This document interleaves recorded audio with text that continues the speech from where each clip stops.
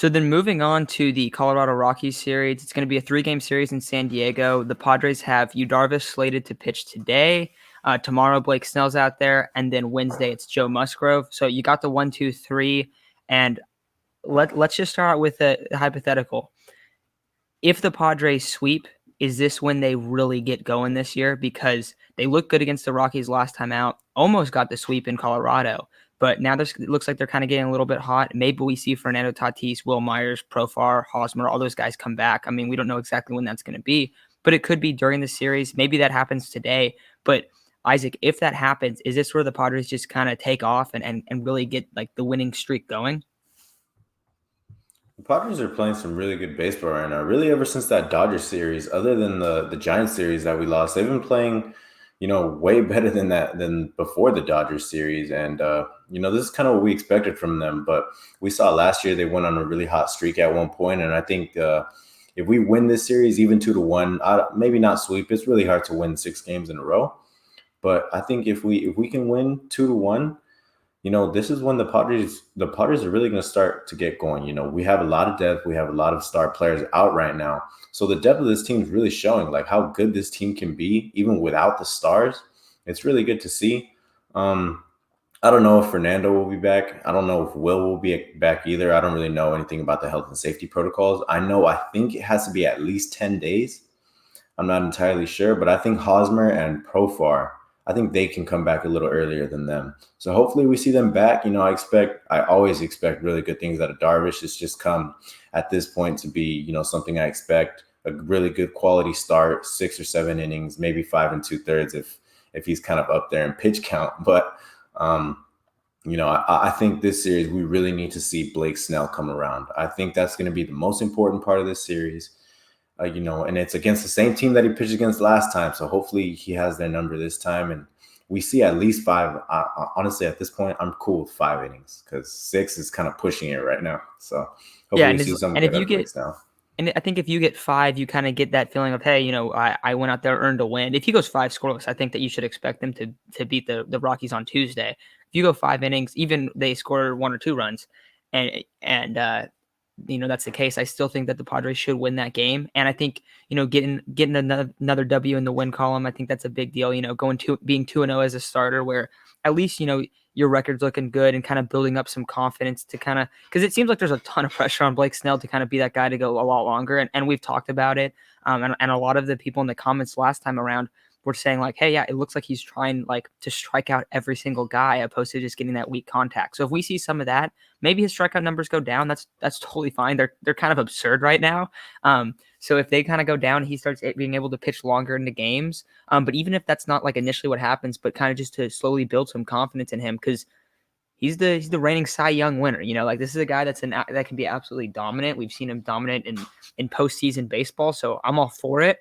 But from a hitter standpoint, who's a guy that you think is going to break out, or who's a guy that's going to carry the offense this series? I got to go with Trent Grisham.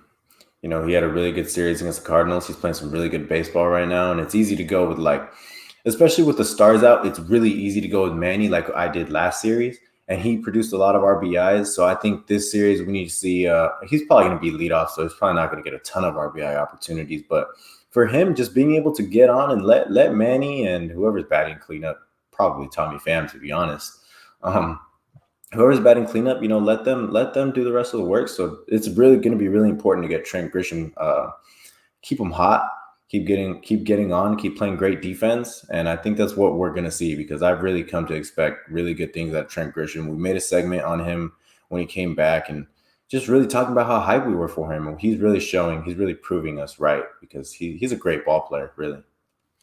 Yeah, I definitely like that. I mean, Trent's hitting over 300, 869 OPS right now, and he's been a star for the Padres. And I don't know if you know this, but I think this was like a week ago, and I'm sure it's probably gone up since then. But in terms of WAR, he's been a top 10 player since the start of the 2020 season. So don't discount what he's doing. Like, he is playing phenomenal baseball.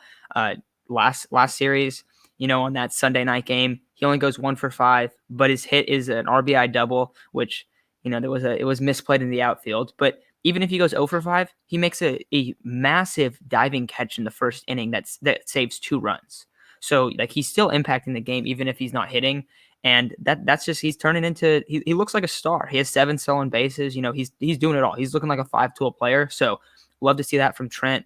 And if he keeps it up, he's gonna get a massive contract too. Like that's the thing. Like there's gonna be a lot of guys on this team that are gonna start having to get paid, and that's a good problem to have if you're especially if you're the Padres when you didn't really have anyone to pay for the last 10 years or so. So definitely like that. But I'm gonna go with Austin Nola. Dude heated up last series a lot. Looked fantastic. And I know we've seen Pham and cleanup, what is it, like 3 or 4 days in a row now? But I think that Nola is a guy that should be hitting cleanup. He shows that he can get the big hits. He goes, when it's time to hit a ball in the gap, he hits a ball in the gap. And he's just been tearing the cover off the baseball. So I hope that they put him there at cleanup after either Machado or Cronenworth, whoever goes 2 and 3. And I think that he has a chance to, have a really big series again, because we've seen how great of a hitter he is. He can hit 300 for the duration of a season, so I'm going with him. But we're just doing a quick preview right here, so I think that's going to probably do it for this little segment. But if you're listening, make sure to come back. We're going to be having Ryan Cohen on, who's pretty big in the Padres fan base, but we're going to have him on. We're going to kind of do quarter season grades, so make sure to check that out. That'll probably be out tomorrow, but want to say thanks everyone for listening. If this is your first time checking us out, usually we do like 10 to 15 minute recaps and previews with a couple other segments throughout the time, but we just had to get on here really quick to do this. But thanks everyone for listening, and we will talk to you guys soon. And make sure to check out those quarter grades when those come out as well.